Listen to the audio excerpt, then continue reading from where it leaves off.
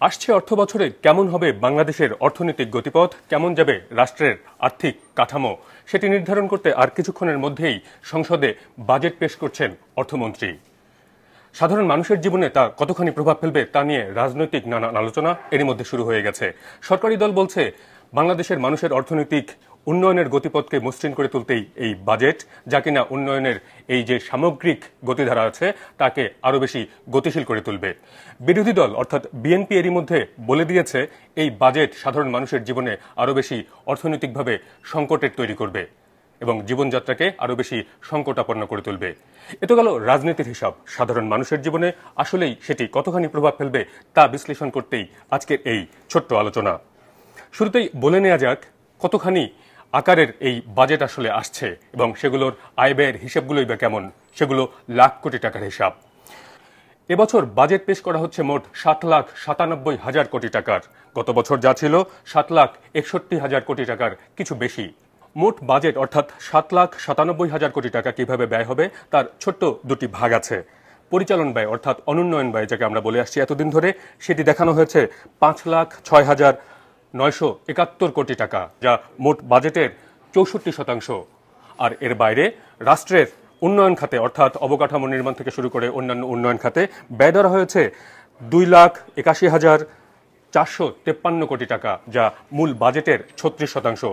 অন্যান্য খাতের একটি বড় চ্যালেঞ্জের জায়গা হচ্ছে এই খাতের 1,13,500 কোটি টাকা ব্যয় করা হবে শুধুমাত্র সুদ মেটাতে। সরকার এতদিন ধরে রাষ্ট্রের পরিচালনা খাতে অর্থাৎ সরকারি কর্মকর্তা কর্মচারীদের বেতন ভাতা থেকে শুরু করে অন্যান্য পরিচালনা বাবদ আভ্যন্তরীণ এবং বৈদেশিক খাত থেকে যেসব ঋণ নিয়েছিল সেই ঋণের সুদ মেটাতেই শুধু খরচ হবে এই বিপুল পরিমাণ অর্থ, যার পরিমাণ 1,13,500 কোটি টাকার মতো।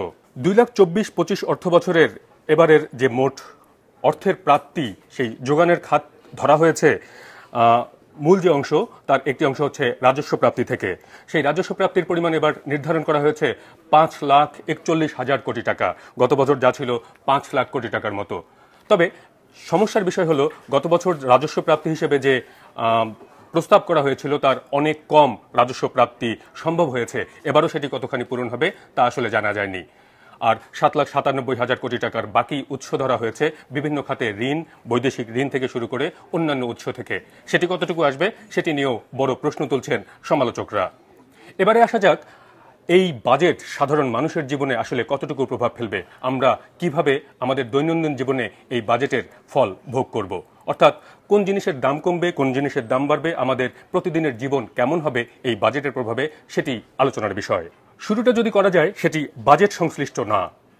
বাংলাদেশের অর্থনীতির খুব বড় একটি অংশ জুড়ে রয়েছে জ্বালানি এবং জ্বালানির তেল থেকে শুরু করে অন্যান্য জ্বালানি নির্ভর যে পণ্য আছে সেগুলোর দামের প্রভাব। এবার এখন থেকে সেটি নির্ধারণ করা হবে বিশ্ববাজারে সেগুলোর দাম কিভাবে ওঠানামা করছে তার উপর ভিত্তি করে।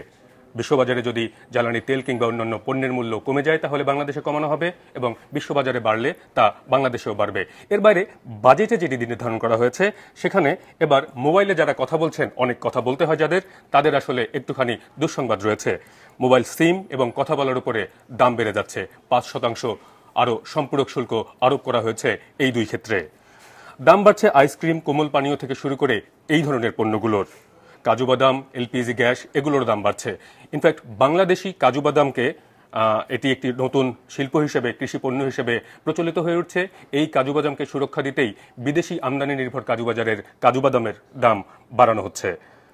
ফ্রিজ, এসি থেকে শুরু করে 250 সিসির উপর যে মোটরসাইকেল রয়েছে সেগুলোর দামও এবার বাজেটে বেড়ে যাবে। বাড়বে সিগারেটের দাম। যারা সিগারেট বিরোধী আন্দোলন করছেন তাদের জন্য এটি একটি সুসংবাদের কারণ হয়ে উঠতে পারে। দুঃসংবাদ হয়ে উঠবেন যারা দিনের বড় একটি অংশ জুড়ে অনেকগুলো সিগারেট খান। সিগারেটের পেছনে অনেক বেশি বাড়তি অর্থ ব্যয় করতে হবে এবার তাদের।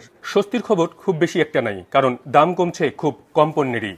তবে স্বস্তির বিষয় হলো ক্যান্সার সহ যেসব দুরারোগ্য ব্যাধি আছে সেগুলোর চিকিৎসার ক্ষেত্রে যেসব যন্ত্রাংশ রয়েছে সেগুলোর আমদানি খরচ কমে আসবে। অর্থাৎ ক্যান্সার চিকিৎসায় মানুষের খরচ কিছুটা কমে আসতে পারে।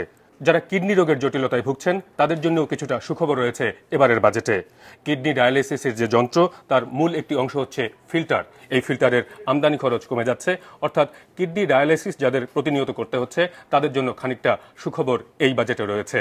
সব মিলিয়ে এই বাজেট কতখানি সুখকর হয়ে উঠবে সাধারণ মানুষের জন্য, আর কতটুকু নতুন যে উচ্চ মূল্যের চাপ এই মুহূর্তে জনসাধারণকে বইতে হচ্ছে তা কতখানি সহনীয় করে তুলবে সেটি আসলে সামনের দিনে দেখার ব্যাপার। কারণ এর সঙ্গে যুক্ত রয়েছে বিশ্ববাজারের নানান ধরনের পরিস্থিতি এবং বাংলাদেশের রাজনৈতিক স্থিতিশীলতার জায়গাগুলো।